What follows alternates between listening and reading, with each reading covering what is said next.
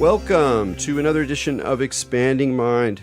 I'm your host, Eric Davis, continuing our conversations about the cultures of consciousness. Someone fascinated in the history of esotericism and magic in the West, one cannot avoid an obsession even with the notorious and marvelous Dr. John Dee. I probably read, I think John French's biography was the first one I read a very, very long time ago. And one of the things that's always interested me about Dee is the way that he serves as both a myth and a secret history, in the sense that from the get-go, there was already a kind of mythic penumbra around him. You know, he sort of is almost immediately transformed into seminal figures within English literature, Prospero and Shakespeare's Tempest probably being the most famous, but hardly the only one. And at the same time, he's kind of a hidden figure for mainstream historians. And so as someone who dove into the esoteric side of things, quickly came across him more and more, and his significance as both a figure who was straddling what we would now call science and esotericism in that rich, multidimensional world of Renaissance philosophy and magic. But also as someone who set in motion a lot of things that then carry on in more contemporary forms. And of course, there's many dimensions to the modern esoteric, but some of them we can trace really directly back through Dee, or at least through different ideas of Dee. And so I was very, very happy to finally get around to reading the most significant book on John Dee for many years, at least for me, which is Jason Louv's John Dee and the Empire of Angels, Enochian Magic and the Occult Roots of the Modern World. And I admit it took me a little longer than it should have been to get around to it, but that's just how the stack o' books works in my life. And I wanted, what I really appreciated about this book is that as someone who got a PhD in esotericism and mysticism, is that I've become, sort of trained or used to a certain kind of discourse in the academy, which is very, very, very careful about sources, very, very careful about overstepping the boundaries of what we can say, very concerned about falling in love overly with the material, and indeed entering into the kind of popular discourses that are usually the place where at least people like me first discover esoteric and magical history, in the sense that it's usually written by people who are also magicians, who are also deeply invested in the esoteric things that they're writing about. And while they can be excellent scholars in some ways, there's often a distortion field, and sometimes quite a strong one. And Jason's book is a really wonderful blend of the two, because he did a lot of history, a lot of hard reading. All the books that I knew about and many more were not just mentioned, but integrated into his story, so that the historical materials that he's dealing with are very rich and, for the most part, very strong. At the same time, he's writing ultimately as a magician, as someone who sees these currents and flows not merely as events in history, but as allegories, as hints, as forces, actual living forces that enter into history, that change lives, that change minds, that change the course of things. And so there's sort of that mythic dimension is brought in and used to sort of take the argument farther than anybody would if they were trying to write it for, a PhD or something. And so the book for me was incredibly delicious, because it never insulted my intelligence. It told me a lot of details and offered some very fascinating interpretations of history that are complicated and not the normal things that you might expect from an esoteric or a magic identified author. And at the same time, he's mounting a very interesting and persuasive argument about the long course of esotericism, how it informs the modern world, how it informs the large shapes of history that only someone who was willing to enter into that magical framework could really try to pull off. I was first aware of Jason's work probably in the early 2000s, first started reading him. And then, of course, the book he edited I think came out in 2005, Generation Hex, really a landmark book of articulating a kind of millennial magic that was young, edgy, informed by chaos magic, but not simply iterating what at that point had already become some established ideas in chaos magic. And since then, he's gone on to build a really interesting empire of Ultraculture, the name of his podcast and blog, and he's involved with lots of things on there. You can check it out. We'll talk about that maybe a little bit more later, but I just want to dive into the John Dee stuff. So, Jason, thanks for joining me on Expanding Mind.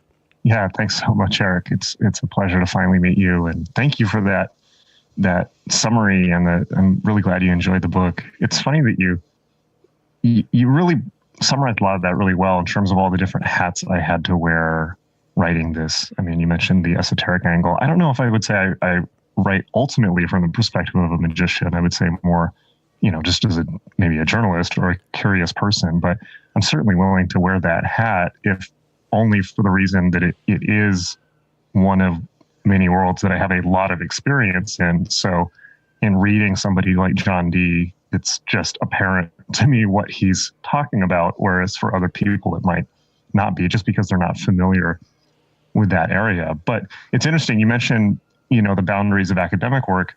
I have to say, all the craziest material in this book came straight from academic sources. Particularly Deborah Harkness's work, her doctoral dissertation at UC Davis, Nicholas Cluley. And this is something I discovered again and again in my life, particularly with esoteric information, but really with everything. All the greatest information is hiding in plain sight, often in academic works. And that includes, and all the time I've been working as a journalist, I've been constantly shocked by, for instance, how many people throw out conspiracy theories online and the discourse about conspiracies and all the things like this. I mean, you don't need me to tell you, and nobody listening needs me to tell them. All you have to do is go to the library or an academic library and read the actual history of the world, and you will find things more shocking and bizarre than anything that anyone's capable of spouting on the internet. And it's actually valid, And so that was really true in the case of John Dee when I really got into the academic writing. All the stuff about, for instance, the plan of the angels to establish a worldwide hermetic empire. I mean, that sounds like crazy YouTuber territory, but that's straight from, Deborah Harkness's doctoral work at UC Davis and many other writers. Nicholas Cluley actually was the first person to mention that. So, but it's interesting because I found a fundamental split. Of course, John Dee himself was Queen Elizabeth I's academic advisor. He was the person that really laid the groundwork for modern science and certainly the spread of higher mathematics to England, and laid the groundwork for the British Empire. So he's this fundamental, pivotal figure in world history, as important, or perhaps maybe a bit more than Isaac Newton and people like that, or Francis Bacon, for instance, both of whom were very deeply influenced by Dee's work, although they didn't publicly talk about it. But Dee has been persona non grata because he was interested in both the, as we might say, the scientific side of things and also the magical side of things, and spent a lot of time engaged in the occult. But we have to remember that this was at a period in history where there hadn't been a clear distinction made between those two things. Modern science, as we understand it, hadn't even been codified yet, and wouldn't be until after Dee's death. So Dee himself is this fascinating figure to study as somebody whose brain was firing on all cylinders, who was looking at both the hyper-rational and scientific and mathematical view of the world, and also the occult and the spiritual and the intuitional side of the world, just because that was the episteme, that was the worldview he was living in. And so in assessing, trying to write a proper biography or retelling of his life, I had to wear all those hats and put all that back together.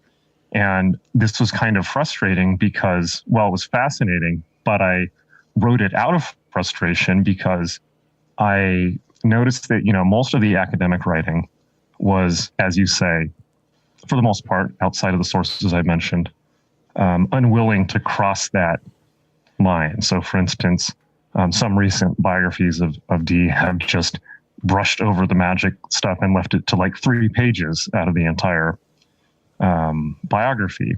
And on the other side, there's the occult writers who are writing about the occult side of Dee, but they're certainly not, and those can be great books, but they're not really coming at it from an academic perspective. There's no, clear sources. It's, a lot of conjecture and a lot of personal anecdote and assumption about how things work, usually mixed in with Golden Dawn and Crowley stuff, which came much later.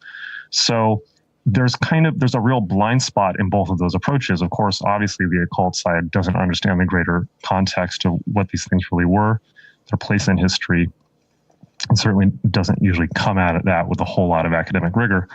On the other hand, the academic writers about Dee, outside of the ones I mentioned, have largely just refused to engage in the esoteric or spiritual side of his life. And for me, this is just disingenuous. It's just not intellectually honest.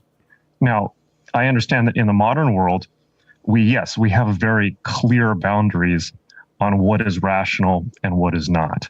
And, what counts as pure tested science and what doesn't. But in writing about Dee, we're not, we shouldn't be, as, if somebody's working as a historian, I feel that they have a duty to get into somebody's head and show the world as they saw it, and not to just, judge somebody 400 years later and just sever this whole part of them. Well, you're just not going to understand the narrative. You're not going to understand who this person was. Yeah, it's a funny one. I think there's something temperamental in those of us who are driven to that broader, multidimensional view, particularly when it comes to religious or spiritual or mystical belief. And for me, it reminds me of, like, I think I've told the story before, but a turning point in my own intellectual career was in high school physics class, senior year. And it was taught by this very conservative former Navy guy who had like a buzz cut and was kind of a boring teacher. And I mostly spent the time flirting with girls in the back corner. But I was very interested in some of the stories, particularly the historical stuff, because I'm just sort of attracted to these large forms of history in a similar way that you are. And I remember he was talking about Keppler. And so we're talking about Keppler and the second law and how, the elliptical orbits and things like that. And I can't remember whether it was in the book or it was something he mentioned. I think it was in the book that they sort of, as an aside, went, well, the funny thing is that Keppler thought his elliptical orbits weren't half as important as the way that he was able to model the relationship, the ratio of the planetary orbits to each other by placing the 5 Platonic solids within one another in this way that exactly mirrored the ratios of the orbits. And I remember just being like, wait a second, that's like, excuse me, mister, isn't that like incredibly important? I mean, we have to like take that worldview within our account to understand the importance of this elliptical orbit. And I could see from his side that didn't make any sense at all. It was completely irrational. You look through history, you select those moments that are useful for the evolution of a certain kind of science, and then everything else is dross. And it's like, for me, it was the opposite. It was a very clear kind of line in the sand. And I think things are changing in a lot of ways overall in terms of respecting this kind of range of points of view. But one of the reasons I meant by saying that I don't, maybe ultimately is not the best word, but that you write as a magician as well, is that you're willing not simply to reconstruct the magical or esoteric dimensions of this guy who in other ways was a scientist and also very pragmatic thinker about Britain's possibilities and the future of the empire, and we'll talk about that in a second, but that you were willing to look at the development of modern history through a religious and esoteric lens, and not just an occult one, but also a Christian one. And not just because people were motivated by Christian ideas, but that the large shape of modern history can be seen as exemplifying, manifesting, incarnating certain tensions and possibilities that can only be understood as in religious or esoteric terms. And that's the part where a lot of other people would kind of beg off. And that is sort of manifested in the way that you make the point, which I'd like to hear a little bit more about, that it's not trivial, that if we read Dee closely, as you do, and other scholars have done, we can see the glimmerings of the future British Empire. So talk a little bit about that. What was it that Dee saw? This was actually kind of before his great plunge into the angelic conversations. But what was it that he saw that nobody else saw at the time, that in a way presaged what would happen with the modernity and the modern British Empire? Well, yeah. There's a lot to think about there. And what you said, I feel that my approach, if I was to talk about my approach to writing about these things before talking about Dee's empire, it's really simple and I feel very pragmatic. And it's, my approach to history and my approach to understanding the world can be summarized very simply. It's just that the history of the world is the history of people's beliefs, right?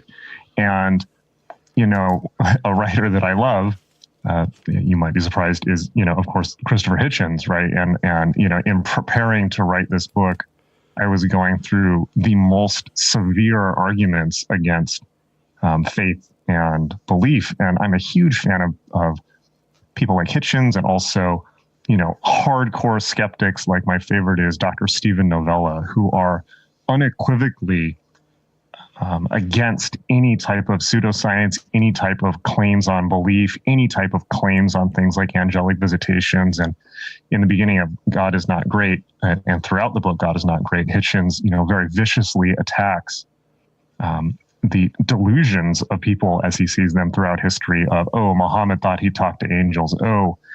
Joseph Smith thought he talked to angels, like really looking at the history of humanity as a history of delusion and error, and quite savagely, right? Famously for Christopher Hitchens, and he was such an incredible wit, and so there's a big part of me that just completely agrees with that. At the same time, however, and of course, I may be betraying my kind of Robert Anton Wilson type approach of I'm quite willing to put on all these hats. I'm quite willing to put on the extreme skeptic or the the magician hat or the believer or the whatever it happens to be in the moment. It turns you into a better writer, it turns out, because you can see things from lots of different angles. But my view, I just think that if you actually look at history, and I'm a firm believer in respecting people's model of the world, and I don't think that we'll ever be able to understand people unless we're able to at least temporarily inhabit their model of the world to understand why they think the way they think and why they do the things they do. And that applies not just to the modern world, but it applies to all human history. Yes, for modern people, it's quite nonsensical, the idea that somebody could sit in a cave, in the case of Muhammad, for several years and then be given the book of, or be given the Quran by the Archangel Gabriel. But whatever we think of that, it is undeniable that Islam is the one of the largest and soon to be the largest religions on the planet, and has moved and will move more people than Christopher Hitchens ever will, or that worldview ever will, for better or for worse. It's I'm not putting any value judgment on it. It's just a neutral statement. My goal is to see reality as it is, and we just can't see reality as it is unless we also factor in people's beliefs, because people's beliefs are, causally responsible for their behavior. And so kind of my point in this book, leading into Dee's empire, is you can't understand things like why the British Empire was built, or why the American Empire was built, or the involvement of America in the Middle East, or the rise of the Christian right, or the spread of Islam, or any of these things. You can't simply understand these things as driven by economic pressure or class tension or market forces, or even, which is much more popular now, genetic therapies and things like this, behavioral psychology and things like this. You can't understand this. That's overcomplicating it far more than is necessary. All you need to do is look at what people believed, because that's what influenced their decisions. In the case of Dee, Dee, of course, was probably the smartest person in Europe at the time. Arguably, he certainly had the biggest library. He was the best read person in England and probably in Western Europe, and had assembled the world's largest library at that point that we know of. Dee was a mathematics student, and he'd spent his entire academic career studying higher mathematics and optics and physics at a time, basically the STEM track, at a time when these things were not well liked in England. England at this time was very humanist. It was very concerned with the study of the classics and Aristotle and Plato because of the end of the Dark Ages and so forth. And so Dee had gone to the Netherlands to study science, and it's worth repeating here that science and mathematics were considered the black art in England. People were quite afraid of them in this kind of comical way. But Dee also became interested in astrology and Kabbalah and the Hermetic sciences. And because at the time there wasn't any difference between these things, all of his teachers in Europe were all fascinated with these things. And we have to understand what the worldview was at this time, which is there was no separation between knowledge. There was no separation between disciplines. What we would now consider scientists or philosophers at this time during the Elizabethan period, the pre-Elizabethan period, were simply concerned with understanding reality. And because of their belief system, because of the influence of Christianity in its multiple forms at that time, they were concerned with, their belief system was that everything was there to see in reality. God had created existence and his signature was present in the creation. And so if you wanted to understand reality, you had three avenues. One was the direct study of nature. One was the direct study of scripture. And the other was the direct study of mathematics and physics and astrology and all these new sciences that would reveal deeper codes and patterns to the natural world, and therefore reveal the thumbprint of the creator in the creation. They also had a very different view of the world than we do now, where we now tend to think of science as progressing forward into the future. At the time, the narrative of progress had not been invented yet, at least not in the same sense. The worldview at the time, because of the Dark Ages, because so much information had been lost during, after the fall of Rome, and that Europe was just getting hold of, for the first time, not just the printing press, but for the first time was getting hold of things like the works of Plato and Aristotle, that the process of gaining knowledge was the process of remembering and regaining what had been lost. So really, ultimately, the quest of magic was to go backwards in time, go back to the original knowledge that in theory must have been revealed to the creator, from the creator to the creation, and that had been progressively forgotten and lost over time. And so this idea of mankind as being in an amnesic state, which now survives in kind of the New Age and occult world sometimes, with this kind of Gnostic idea that humanity has forgotten its original state, was the dominant intellectual climate, as opposed to the narrative of progress that we have now. So Dee's overarching plan was that the entire world needed to be returned to its pre-fallen state. And his plan for doing that was that there should be, the name of the book, there should be a worldwide empire of angels. The phrase British Empire actually did come to him before the angelic sessions, but he claimed that it was given to him by the Archangel Michael. And what he meant by that was that, of course, at this time, both England and Spain were locked in a Cold War for a new world, as I call it. And there was really a Cold War to see whether the Protestant or Catholic bloc would get hold of the New World first. The New World was often considered to be, alchemical led or terra firma, like the beginning, a new experiment could be done in the New World where a new humanity could be built that was free from the control of the Catholic Church, that was free from all of the baggage of Europe's history. And that project later was carried forward by Francis Bacon, the Rosicrucians, the Freemasons, and really is kind of the founding DNA of America. It was fulfilled in the idea of America as a free, enlightened country, free of all these old restrictions.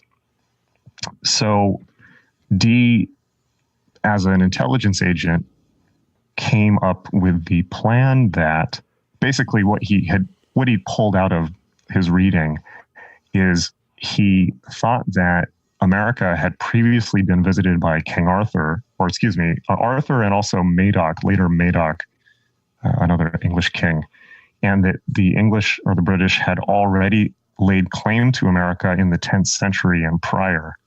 And therefore, he thought that this built a legal case for England laying claim to the New World because they'd been there before Spain. And so he proposed this idea of a British Empire. And for him, British meant Britannia in the mythical sense. It meant Arthurian, and rather than just English.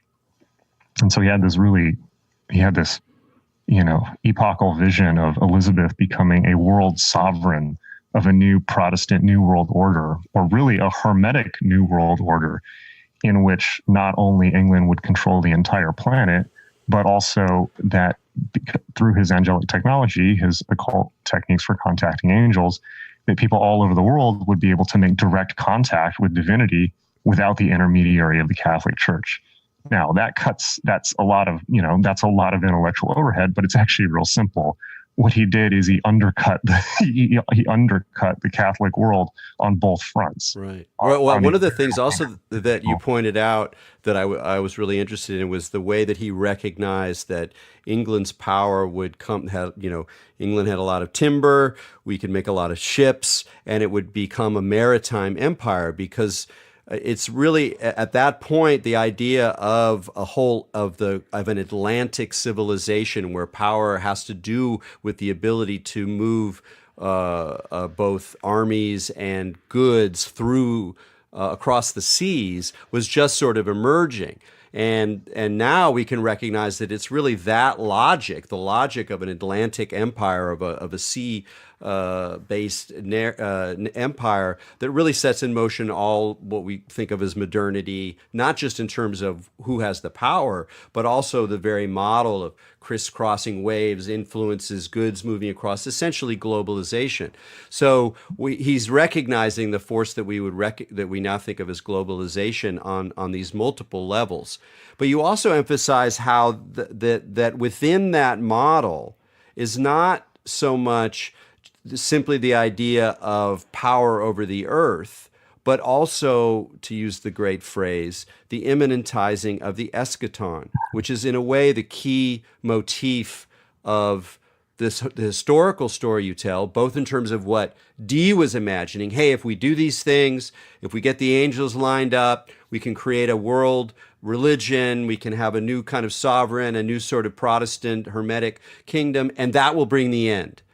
And then you carry that forward, and you talk about how Crowley, with his sort of revolutionary view of the new era of Horus and all that, is also a form of that, and the way in which that gets instantiated farther on through Parsons and through, in a way, the logic of contemporary globalization. And it's worth staying with that phrase a little bit, the immanentizing of the eschaton, because it'll lead to a question for you.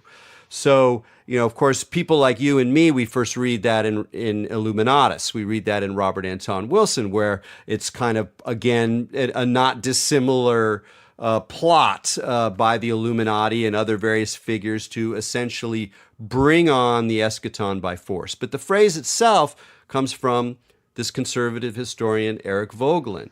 And for Voegelin, what it meant is that he was trying to make a distinction between good orthodox historical forces like good old Christianity and forms of social movements or ideologies that he saw as heretical or dangerous. So this include Marxism, but also utopianism, and certainly anything that was at all countercultural or radical in that kind of sense. And he saw these all as being false because they were trying to immanentize the eschaton. That is, actively bring on the end times rather than just accepting God's grace and God's providence. And so what the question it leads to now, of course, that model doesn't really apply to today's Christians because many of today's Christians are also trying to immanentize the eschaton, the support. And you have a wonderful passage. Some of my favorite stuff in your book is at the very beginning where you talk about how if you want to understand American Christianity, you have to understand dispensationalism. If you want to understand the role of Israel in the modern world, you have to understand dispensationalism and in a way, the immanentizing of the eschaton that's going on for conservative Christians who want Israel to do well so that the Messiah can come and the whole thing gets triggered and there we go. And again, if you think, go ahead. Isn't belief fun? Yeah, isn't belief fun? But here's the question I have for you. In fact, I want to read a passage from the book if I still kept it marked. So, and it picks up on this idea of the kind of Protestant global kingdom. The new idea that anybody could and must forge their own spiritual relationship with Christ outside the bounds of the church would steadily progress toward our postmodern, hyper-individualistic culture, where not only is each individual sovereign over their own life, but even God has been discarded, leaving the individual as little more than a consumer of models of self that are marketed to them by transnational corporations or that emerge from social media, where, as Crowley put it, every man and woman is a star. This is the fruit of the West's push towards ever greater individualism and egalitarianism, begun by the Reformation and accelerated by the French Revolution. So I agree with that. But what's interesting about it is that precisely that argument could come out of the mouth of a Vogelin. That is, of an essentially reactionary, traditionalist, conservative view. And so my question for you is, because I recognize, like me, you wear multiple hats. And what do we do when we come to the point where we can see the truth of these extremely conservative accounts of the development of modern historical forces, and how we sort of frame that within a larger view that recognizes the limitations of those views as well? If that question makes sense. Yeah, well, just to back up a bit, so the phrase eschaton was in wide use at the time and was used in the Elizabethan period. And in that context was used to explicitly describe the second coming of Christ. That was, the meaning of the Greek phrase. So, some of my presuppositions, let's say, in writing this history is just in spending so much time going through this is here's a presupposition, right? The history of Western culture can be much better understood when you factor in Christianity, which has been, whatever one feels about it personally now in the 21st century is actually kind of irrelevant to the fact that it has been the dominant ideological force in Western culture pretty much up until the early 20th century and really kind of still is, in a lot of ways. In terms of the eschaton, it turns out to be really simple. One of the reasons, when people first, you mentioned Robert Anton Wilson and some of the ideas of chaos magic and things like that. When people first encounter the occult, it's very confusing, and mostly they're reading second or third or fourth or seventh hand interpretations of primary material. And the occult, more than any other field of study, I think, lends itself to people reading whatever they want into it. Right. And one of the primary reasons is it's a discarded study. So there's no central authority saying, there's no central governing body. So it's been quite confusing in people's 20th and 21st century reads of the occult. Obviously, Crowley and Parsons, and then the neo-pagan movement and witchcraft and all these things. There's been a lot of confusion about, at least historically, what magic has actually been, which is quite simple. It's just an outgrowth of Christianity, at least within the context of the Western esoteric tradition, not all esotericism all over the world. But it cannot, and the point I make very clearly in this book, which I think will probably be quite uncomfortable for a lot of people, is it just can't be divorced from the narrative of Christianity. Obviously, so much intellectual overhead and work and fumbling acrobatics were put in by people like Crowley to de-Christianize magic, but ultimately it can't be, at least not the Western esoteric tradition. In terms of understanding the eschaton and the push towards the end of the world, it's real simple. And the model of the Western esoteric model of enlightenment, certainly within this period and prior and afterwards, was simply going backwards through time to recover one's divine state. It comes out of the assumption that is inherent in Western civilization, which is not inherent for the most part in Eastern esotericism outside of maybe Buddhism, that we are in some ways separated from the divine, or we've fallen, or there's some barrier, between humanity and divinity, some type of abyss, right, as it's described in Kabbalah. So the intellectual quest was to go back in time to recover one's own divine state and become, in Latin, mens adeptus, meaning basically enlightened within that context. Now, that would be the first step. The second step would be then an enlightened sage, enlightened through the practices of Western esotericism, would then be working to enlighten society around them or heal the world around them. So for examples of that, we can look at the Rosicrucians, who claim nothing but to heal the sick. And yet, the whole point of the Rosicrucian movement was to spark a new intellectual era, an era of freedom from the Catholic Church, and to be working in secret as an invisible brotherhood and all of this.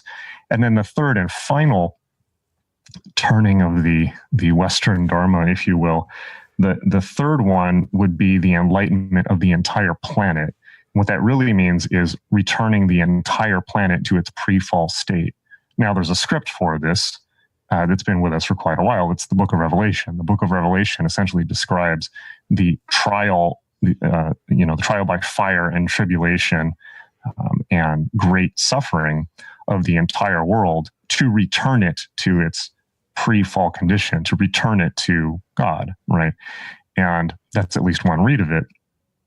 And that script revelation has been at the core of, at least I argue in this book, has been at the core of the Western project, certainly in that turbocharged form since the Protestant Reformation. The Catholics largely, prior to the Reformation, Catholicism largely downplayed Revelation, saw it as an allegory of the battle of good and evil in every person's heart, and they weren't too concerned with it. Catholicism is much more, much more forgiving, in a certain way of, people's foibles, and doesn't really have this idea of, we're going to nuke the planet so that everybody is saved now. We want it all now. That's, it starts with the Protestant Reformation and then really picks up steam in the 19th century in England. But the bringing about of the Eschaton, the original meaning, the idea that human actors could bring about the Eschaton turns out to mean that people enlightened by ritual magic could not only take enlightened actions within the world to bring about the salvation of humanity, but that ultimately through things like secret societies and networks and conspiracies and the founding of new countries, the creation of empires, and finally, we might perhaps say some of the actions of America throughout the 20th century and even presently essentially force the enlightenment of the entire planet. So we can obviously see that in the British Empire spreading around the world, converting native cultures and other cultures by sword to Christianity, which is an incredibly horrific and bloody process. I mean, 19 million people died in Bengal in the 19th century alone, just through imposed famine by the British Empire. We don't hear about that one too much. The death toll is uncountable, let alone the people who died in America, natives in America who were essentially genocided, right? Or in Australia or in Africa or, many other places. It's funny when you're talking about that drive, the drive to enlighten the planet or to spread the word, and that's such a Christian drive to spread the word. You have the good news. So if you have the good news in a book and through a preacher and through letters, you use those. But once you get more advanced, you can use the mechanism of empire. And then in our day, you can use satellites, and you can use, the internet. And, back when in the early 70s, a lot of Christian fundamentalists were like really trying to weave the satellite and the idea of like satellite-driven television signals into this model that was simultaneously positive because it could spread the word and enlighten the world, and negative because it was constructing the kind of antichrist system. And that's where you get into this logic of inversion that you talk about around Crowley, which I think is also a really important part of your book, about how if we really look closely at these things, they're often already yes and no. They're often already polarized. And that's certainly true of like Christian models of the contemporary technological world. On the one hand, this is how the good word gets spread and how the Christian values become dominant. And at the same time, it's the mechanism of the Antichrist. It's the way that control happens. It's the new world order. But when you're talking about that desire to spread, and I think about like the sort of unquestioned belief, at least among the people working, not necessarily the folks at the top, but like, within Facebook or whatever, like we're gonna put satellites everywhere. Everybody's gonna be able to get on the internet, and that's gonna bring, and you're like, where does this crazy idea come from? So kooky, but it totally makes sense as a repetition in a secular form of this kind of Christian drive. And really, I don't think you can, like you, I don't think you can understand what's going on, even in all these secular domains, without understanding the power of these scripts. And I love the way you use that term script, because it doesn't mean that it's the truth. But it doesn't mean it's just some idea or a myth that maybe these people believe, but if you don't believe it, it doesn't have any influence. No, it's something deeper and more unconscious than that, spread perhaps by some very knowing forces, but also it's just kind of in our air or in our cultural matrix that's very difficult to get out of. So in a way, like for me, that's ultimately expressed in your book by the reading of Crowley, of like, for all his inversion, for all his perversion, for all his subversion and his attempt to start a new order and break it all down, the way that he himself was just very faithfully fulfilling a dispensationalist idea, the idea of different epochs that are evolving in the world, that was programmed in him from the get-go when he's a little kid by the Plymouth Brethren, which I think is a wonderful way of framing him. And as a sidelight, I have to ask you, did you get a lot of grief for that? Not as much as I hoped. He's such a good Christian boy, Crowley. He was just doing the Lord's work. He was a little naughty, hoping people noticed, maybe. So was he aware of that? Do you think he was aware of it? Or how do you deal with that part of it? Like, like the conscious, unconscious kind of thing. Well, Crowley, this doesn't necessarily work into the narrative of the book, but here's my read of Crowley, right? Crowley, my 10,000 foot view of Crowley, which has changed a lot over my life because he's such a complex individual. I think it's real simple with Crowley. Crowley achieved pre or full enlightenment states in his late 20s or early 30s because of, not of the Golden Dawn, by the way, but because of the Theravada Buddhist practices that he was doing with Alan Bennett. My take on what happened with Crowley is the enlightenment experience in Theravada Buddhism or Hinduism or, Eastern traditions tends to be, or the waking up experience tends to be the understanding of oneself as inherently divine and free from scripts and not separate from nature or the world in the slightest. I mean, I don't want to, it's the old cliche, the more you talk about it, the more you get tangled up. But my take on Crowley with what happened is that he touched enlightenment and could not get out of the fundamentalist script that he grew up in. And so actually Crowley becomes quite easy to understand if you look at him from that angle, because I think what happened is he experienced, at least briefly, an enlightenment state. And then the way that he contextualized it, the way that he interpreted it, was through the script of apocalyptic Christianity. Because if you look at Christianity, there's only, Christianity as a script, as a role-playing game, if you will, only leaves a couple positions open for somebody who is enlightened or more awakened than the average sleeping human, and that's basically Jesus or the Antichrist, right? So I think basically what happened is Crowley touched enlightenment and decided he was the Antichrist, or at least the beast 666, right? Because that was the only thing that made sense within his worldview, even though, yes, he intellectually understood Buddhism and Hinduism very, very well. Deep down, I think that, whatever his compounded guilt, he wasn't going to go around claiming he was Messiah, although he kind of did in this weird Antichrist sense. I think he just decided this was his model of enlightenment, is that he had to be the Antichrist, which is a very, like any teenage stoner, or any teenage acid head can decide that, right? So, and I think what follows is this kind of spectacularly ornate and disturbing and at times profound and at times very, very wrong car crash, and from Crowley. But I think that,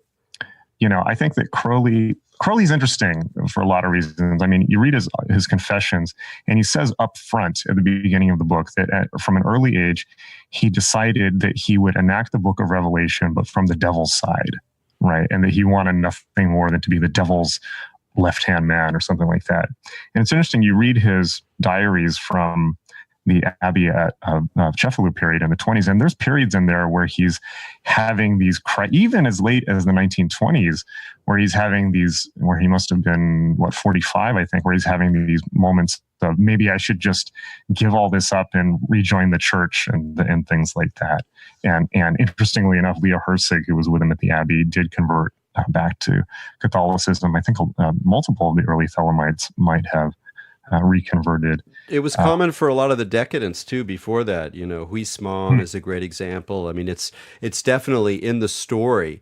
And I'd love to, I could keep talking about Crowley all day. I really enjoyed your account because as someone who's wrestled with him and been fascinated and marked, and he's like in the family whether I want him to or not, the way in which you kind of come to terms with it is I think really helpful, and I think helpful for people who are maybe a little earlier in their occult studies who need a little bit of a wake up call. It's like it's not worth really taking this stuff on because there's a lot of profound material and a lot of great writing too. I mean, his best writing is some of the best writing of his era, in my opinion. I think he can be a very powerful writer. So I just wanted to wrap up Crowley real quick. If you were to move on to something else, I really feel like you mentioned wrestling with Crowley. I mean, yeah, like we all have to, in a sense, like the Western, anyone interested in Western esotericism, you can't overlook him and you can't just brush him aside because it's kind of like, Freud was not a great guy. He was really a nasty piece of work in a lot of ways, but you can't just be like a psychologist and gloss over Freud, And I think with Crowley, another metaphor that I've used is, just imagine basically Crowley shit in the pool sometime back in the early 20s, and we've been trying to clean it up ever since. But he'd eaten a lot of good stuff first, so there's still some gold in there that we're trying to find. Wow, that was going to stay with me for a little while. Well, it's kind of, that's kind of what happened, It's like, and I mean, when did Crowley die? In 1947. It's 2019 now, and we're still trying to cope with the mess that he left and the advances he made. So. Well, so we have about a little less than 10 minutes left, and I'm just going to, jump to the quick on with a simple question, which is that how are we doing on the task of trying to escape the apocalypse script these days? And if there's anything we can do as magicians or thinkers or people trying to wake up, how do you see that process, whether we think of it as magic or spirituality or, real seeking for true transformation as individuals or in the culture? How does that work vis-a-vis the evident fact that the apocalypse script in multiple mutations is, everywhere you turn? Well, I think you hit it on the head earlier, and just what you're saying there, which is just understanding that that's the script that's been running, and it's we believe that we live in a post-Christian culture, but you can see you can see the same pattern getting done over and over again. So what was the inevitability of the second coming? We can see the same script running, just the details and the names have been changed to, not protect the innocent, or within the inevitability of communism, or some of the ideas of the New Age movement in the 20th century, or now, of course, the big one is transhumanism and the singularity, and of course the whole thinking around ecological apocalypse and the world, we never escape the apocalypse. It's just that the terms get changed. It gets put through economic or technological terms. So the most important thing is just rip out the script. Because if you rip out the script, then the manifestations become way less of an issue. Now you can ask yourself better questions and see the data in front of you. And it doesn't change what's in front of you, but it changes your approach to it. I mean, I was talking to Doug Rushkoff earlier about this today, and he makes this same point in his new book, in Team Human, where he says that, we're building all of this hyper technology, and it's all being run by this script, this program of hyper predatory capitalism. Well, hyper predatory capitalism goes back to the Protestant work ethic and this whole idea of empire and this idea of perfecting humanity. And I see it all as the outgrowth, this kind of Faustian, outgrowth of the same primary impulse. So I think the best thing to do is just rip out the script. And of course, you can't just rip out a script if you don't have something to replace it with. And one thing that writers have been talking about for a long time, which is, still what we need to get to grips with, is, which again, you mentioned earlier, you hit the nail on the head, which is going towards a more immanent view of reality, of understanding that divinity is here. It's not separate. We don't need to rip up and destroy the world to get to some ideal. It's all around us, to have this more holistic view of the world as inherently divine, of everything is here now, right where you are sitting now. And it has been so well exemplified by some of the Eastern traditions, by Hinduism and Buddhism. Not that those traditions don't also have their issues, and not that there isn't something inherently problematic about just doing the Orientalist thing of deifying other cultures, because all these things have, all human belief systems have their issues. But just chill out, man. It's like, stop trying to destroy the world to make it into something that it's not. And then once we make that little shift of understanding that this is where we are and it is as it should be, and there's no great hereafter or great reward to get to, then we can look at the technology that we have. As we all know, we've had all the technology we need to fix every problem that humanity has. And we're getting more. We're getting things like AI and machine learning that have a great potential both for harm and for good, for doing things like finding the cure for cancer, for stabilizing the environment. We've had all the tech, we've had all the resources, we've had all the manpower. We've just lacked the will to put it all together. And the reason we've lacked the will to put it all together is because all of our will is going towards this idea of this apocalyptic idea. It's not greed only. It's not, just, the logic of hyper-capitalism. It's a much deeper, it is a spiritual script.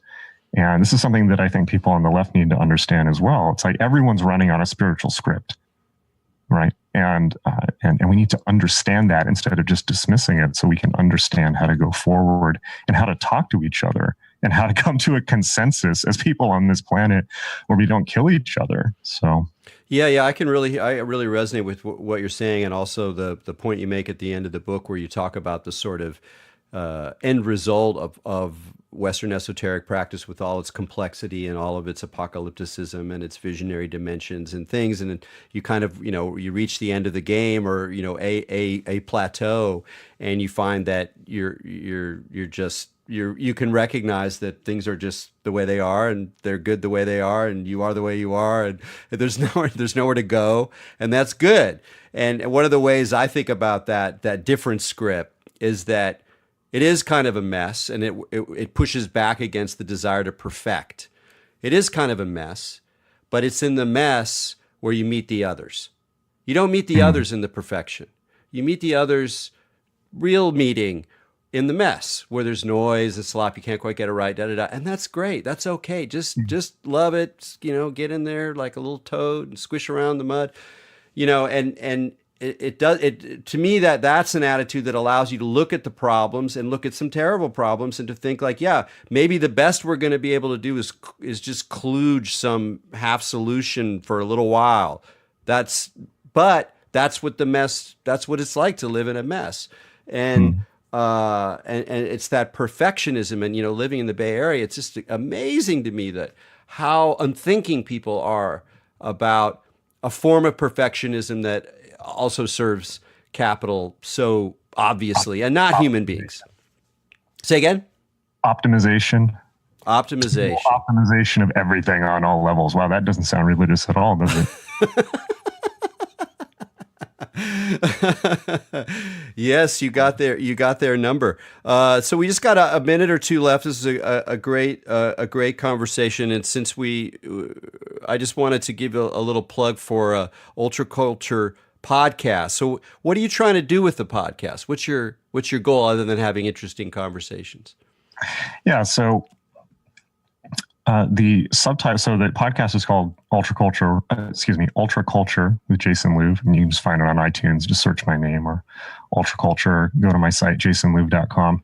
And the subtitle is Meetings with Remarkable People, riffing off the Gurdjieff book, Meetings with Remarkable Men, because I don't only interview men, obviously. It is the 21st century. And it's real simple. If I was to summarize what I'm trying to do in one soundbite, it's to try and get our wisdom on par with our technology, right? It's been pointed out many times by many people that the technological speed of our technological progress is unfathomable. We can't keep up with it. I mean, like, we've had atomic bombs for how long? Hydrogen bombs. We're entering a world of nanotechnology and AI and bioweapons and God knows what, and autonomous weapons, and we need a spiritual technology that's as comparable, or we need to win the wisdom arms race. And that doesn't, by the way, just mean corporate mindfulness training. This is the thing that people are all into now, learning mindfulness, and if you listen between the lines, it's be mindful on those spreadsheets, be mindful about your timesheets, show the work on time, be real mindful. That's not spirituality. Right. Well, that's another topic, and we're going to have to end it there. But Jason Louv, thanks so much for joining us on Expanding Mind. Thanks, Eric. That was a great combo. All right. Until next week, keep your minds open.